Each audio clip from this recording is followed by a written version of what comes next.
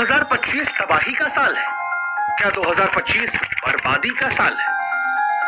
हर सुबह अखबार खोलो तो बस बर्बादी और तबाही की खबरें।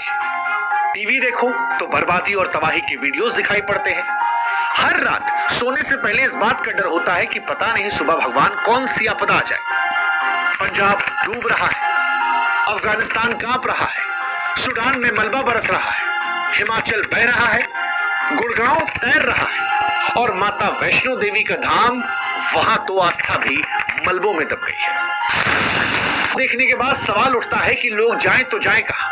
कुंभ नहाने गए तो वहां भगदड़ में मर गए, रेलवे लाइन पर पहुंचे तो कुचल गए, मैच का जश्न मना रहे थे तो हादसों में उलझ गए, प्लेन पर चढ़े तो आसमान में जलकर स्वाहा हो गए, घर में बैठे उत्तराखंड में तो दीवारें ढह गईं और भगवान के दर पर पहुंचे तो वहां भी मौत पीछा नहीं छोड़ी।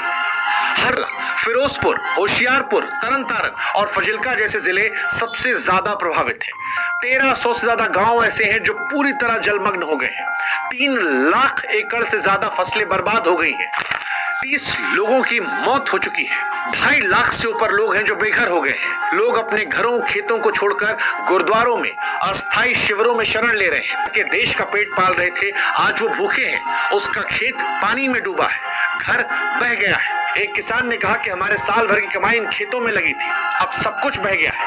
अभी सामने मौत दिख रही है, लेकिन जब ये जाएगी तब भी मन में सवाल होगा कि बच्चे भूखे हैं, उन्हें मेरे पास देने को कुछ नहीं है। आज ये सिर्फ पंजाब का दर्द नहीं है, सिर्फ एक किसान का दर्द नहीं है, उन लाखों लोगों का दर्द है जिनका सब कुछ इस बाढ़ ने छीन लिया। खराब ड्रेनेज सिस्टम, अतिक्रमण, जलवायु परिवर्तन। जो 6 रिक्टर स्केल पे भूकंप आया उसने तबाही मचा दी।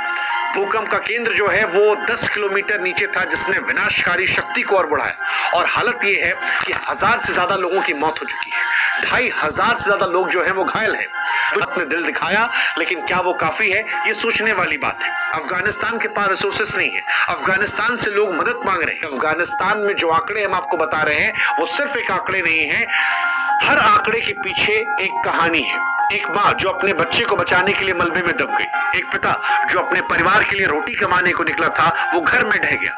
जिस जगह पर यह भूकंप आया था वो मिट्टी के इलाके थे, पूरे उलट पुलट हो गए, परिवार के परिवार खत्म हो गए, गांव मलबे में तब्दील हो गए।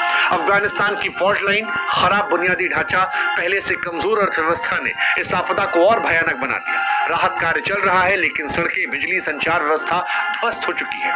लोग ठंडी रातों में खुले आसमान के नीचे सो रहे हैं, बिना खाने, बिना पानी। भारत ने मदद का हाथ बढ़ाया, लेकिन चुनौतियां इतनी बड़ी हैं कि राहत कार्य फिलहाल वहां बौने पड़ गए हैं। लोग वहां कह रहे हैं कि सब खत्म हो गया। लोगों ने अपने बच्चों को अपनी आंखों के सामने मलबे में दबते हुए देखा, अब शब्द नहीं बचे हैं। ये दर्द आज सिर्फ एक व्यक्ति का नहीं, बल्कि उस देश का है, उस अफगानिस्तान का है जो दुनिया से पहले ही कट चुका था। अब वो टूट रहा है और आज वो प्रकृति से सवाल पूछ रहा है कि हे प्रकृति, हे ऊपर वाले, हे अल्लाह, इतना गुस्सा क्यों?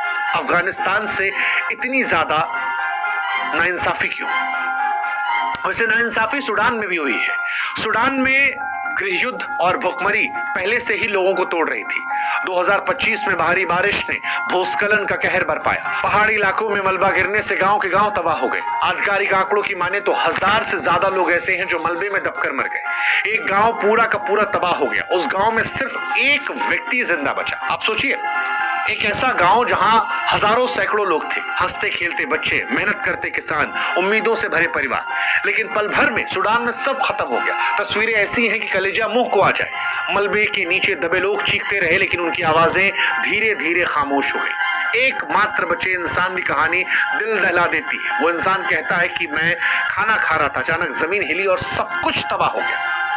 मैं तो बच गया, लेकिन मेरे बीवी, बच्चे, दोस्त, परिवार वाले, गांव वाले सब खत्म हो गए।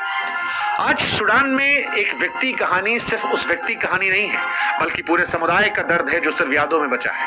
सूडान ने कमजोर बुनियादी सुविधाएं, खराब सड़कें, राहत कार्यों में देरी ने इस आपदा को भयावह बना दिया। लोग मलबे में फंसे रहे, मदद नहीं पहुंची। जलवायु परिवर्तन, अवैध खनन ने पहाड़ों को कमजोर किया, जिससे भूस्खलन की तीव्रता बढ़ी।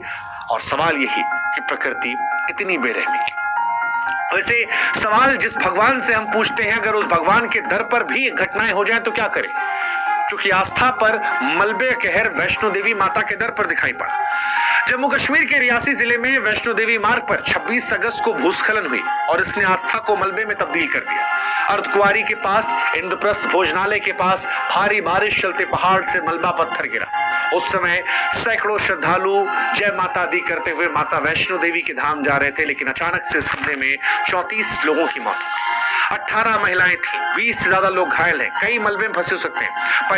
परिवार खत्म हो गए। एक प्रत्यक्षदर्शी ने कहा कि मैं दर्शन करके लौट रहा था, लोग चिल्ला रहे थे, मैंने देखा पहाड़ से बड़े बड़े पत्थर गिर रहे थे, मैं तो बच गया लेकिन मेरे पीछे कई लोग मलबे में दब गए। ये हादसा नहीं बल्कि लाखों श्रद्धालुओं के लिए सदमा है जो आस्था के साथ मां के दर्शन करने आते हैं। मृतकों में उत्तर प्रदेश, राजस्थान, पंजाब, दिल्ली, महाराष्ट्र के कई लोग शामिल थे। जम्मू कश्मीर में रिकॉर्ड बारिश हो रही है, 380 मीटर बारिश जो 1910 के बाद सबसे ज्यादा थी।